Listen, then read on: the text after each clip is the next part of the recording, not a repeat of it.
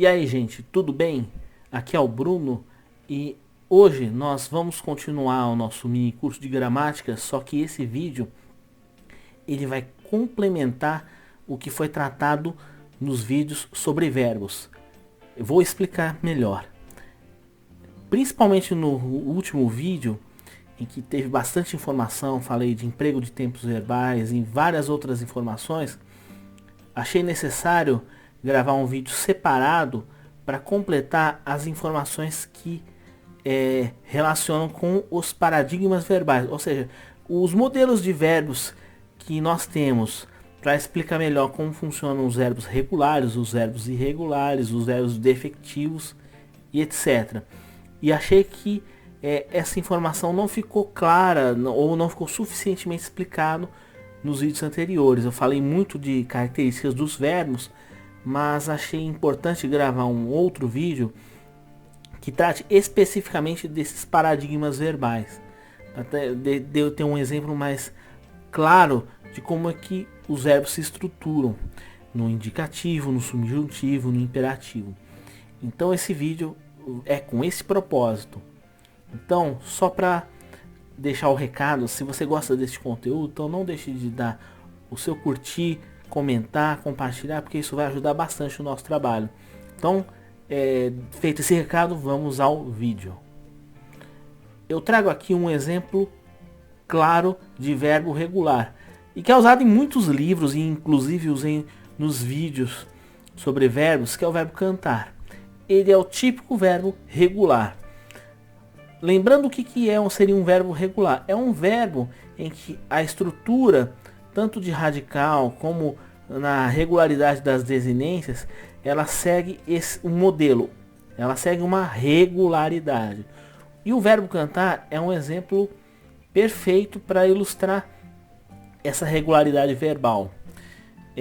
No que tange aos radicais, nós podemos ver que ele não varia em nenhum momento, não importa o tempo verbal, seja no indicativo, seja no subjuntivo. Ele se mantém regular. A mesma coisa com as desinências.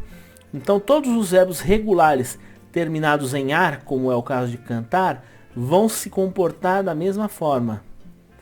Eu canto, tu cantas, ele canta, cantamos, cantais, cantam. Então, por exemplo, os verbos regulares terminados em ar da primeira conjugação, eles vão manter o seu radical fixo e as desinências vão seguir essa mesma trajetória.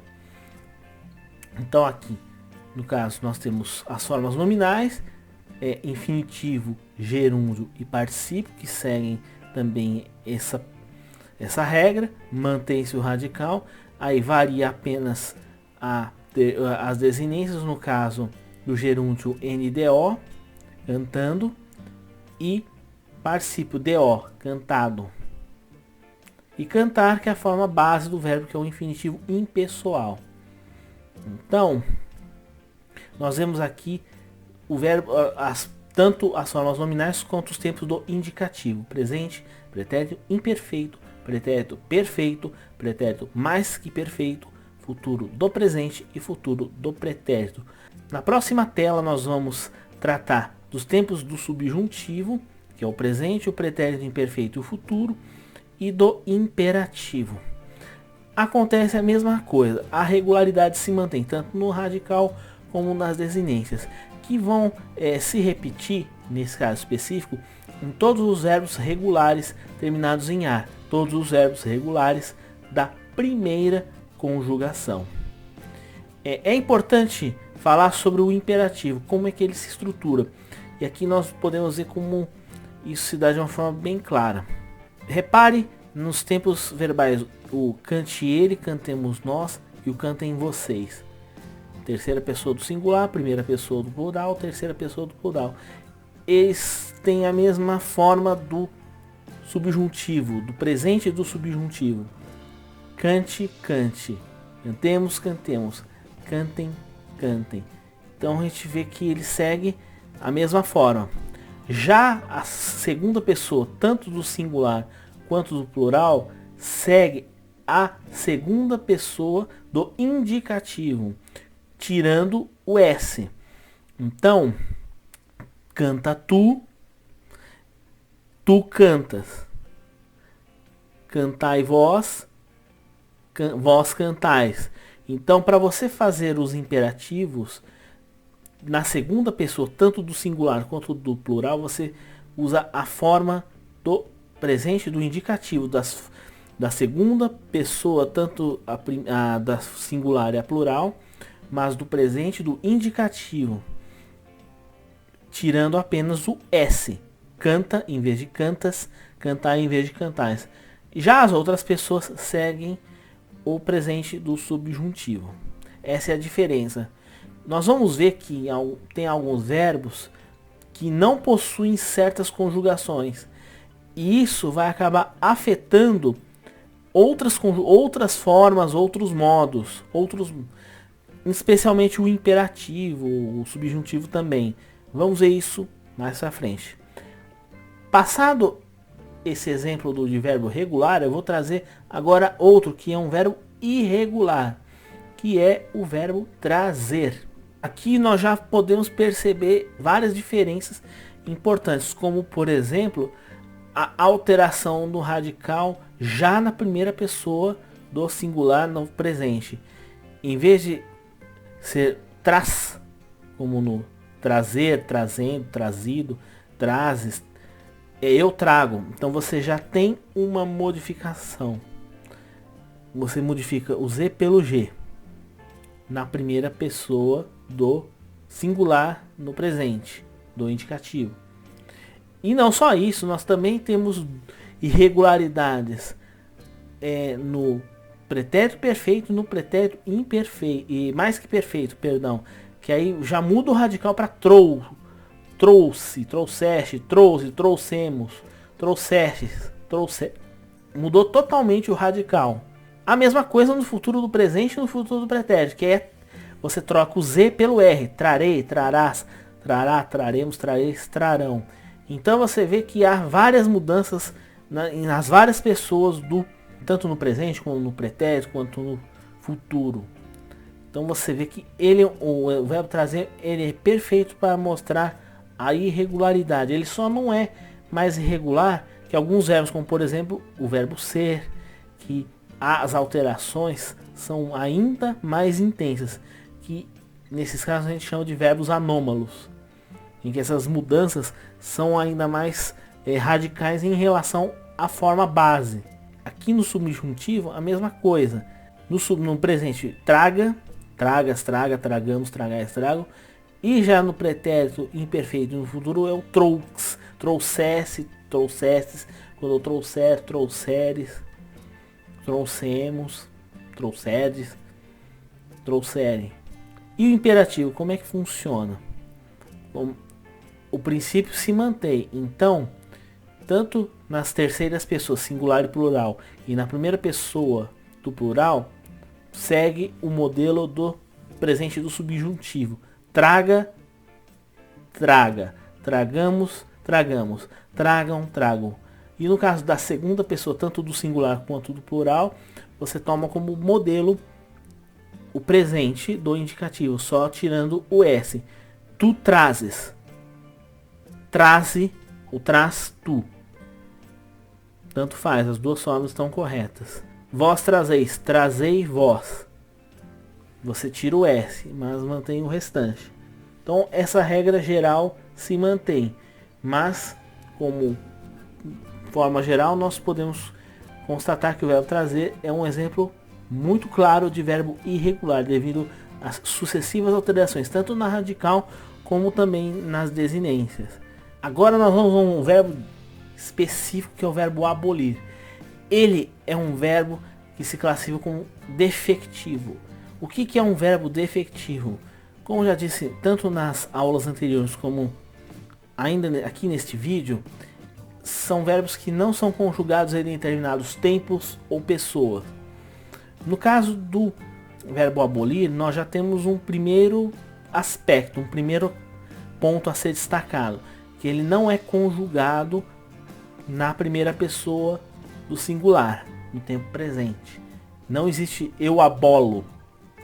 Então ele já é conjugado a partir do tu. Aboles, abole, abolimos, abolis, abole. Sobre os verbos defectivos, eu gostaria de lembrar, como nós falamos tanto nas aulas anteriores como agora, que alguns modos, alguns tempos verbais são baseados em outros, como o subjuntivo e o imperativo.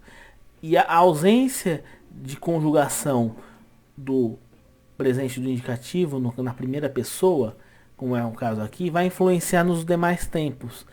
Vamos ver agora. O que é que acontece? Lembram-se que o tempo presente do subjuntivo é influenciado pela primeira pessoa do presente do indicativo, pela primeira pessoa do singular do presente do indicativo. E como essa pessoa não é conjugada no verbo abolir, então, por consequência, não há como se formar o presente do subjuntivo. Ela não existe. Então, se não existe primeira pessoa do presente do indicativo, não há o presente do subjuntivo. Então, ele não é conjugado. Somente é conjugado as outras formas, o pretérito imperfeito e o futuro. A mesma coisa acontece no imperativo. Se lembra que três pessoas do imperativo, as terceiras pessoas, tanto do singular e do plural, quanto a primeira pessoa do plural, são baseadas no presente do subjuntivo. E como não há presente do subjuntivo, então não há também essas pessoas.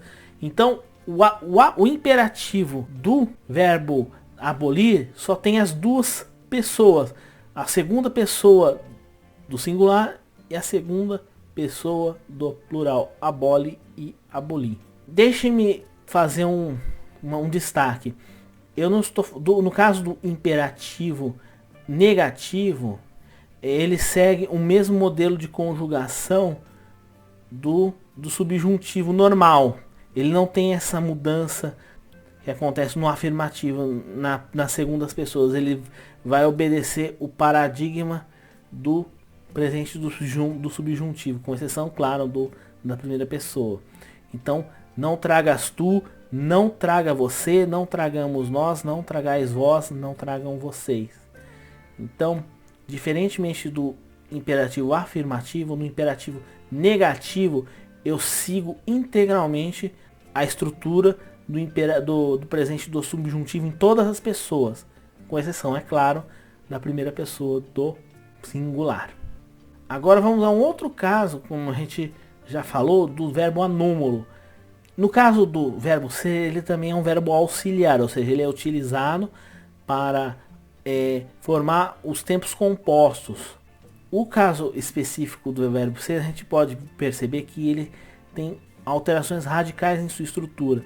Sou, és, é, somos, sois, era, eras, era, éramos, éreis, eram, fui, foste, foi, fomos, fostes, foram.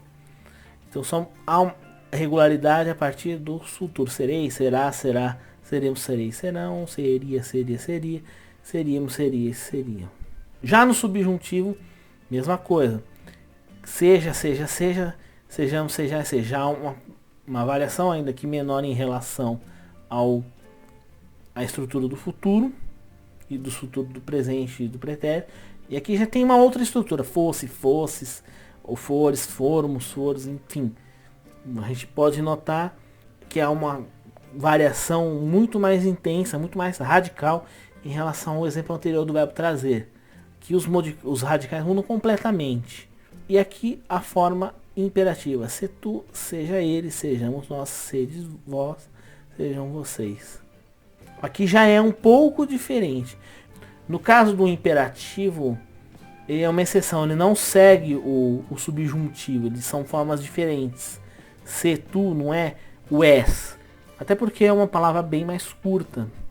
Então ele segue uma outra forma, se e sede. Então assim, ele já é uma exceção à regra dos imperativos. Já as outras pessoas seguem a regra normal, baseado no presente do subjuntivo. E os verbos abundantes, na verdade, o que seriam os verbos abundantes? São verbos que possuem uma segunda forma em algum tempo verbal, algum modo. No caso, mais comum é que eles possuem uma segunda forma no particípio. Então, eles costumam possuir uma forma regular, que segue a estrutura radical mais os sufixos ado ou ido, a depender da conjugação, ou uma segunda forma irregular. Aqui tem alguns exemplos. Por exemplo, anexar. Tem a forma regular, anexado, o particípio regular, e o irregular, que seria anexo. Aqui temos outras formas: dispersar, dispersado, disperso, eleger, elegido, eleito, envolver, envolvido, envolto, imprimir, imprimido, impresso, matar, matado, morto, morrer, morrido, morto. Sim, mesma forma, tanto para matar como para morrer. Pegar, pegado, pego. Soltar, soldado, solto. Esse é o caso. E aqui algumas recomendações de sites que eu utilizei para fazer essa pesquisa. Um site muito bom que eu utilizei, até os modelos que eu peguei para ilustrar essa transferência, eu peguei aqui no site soportuguês.com.br.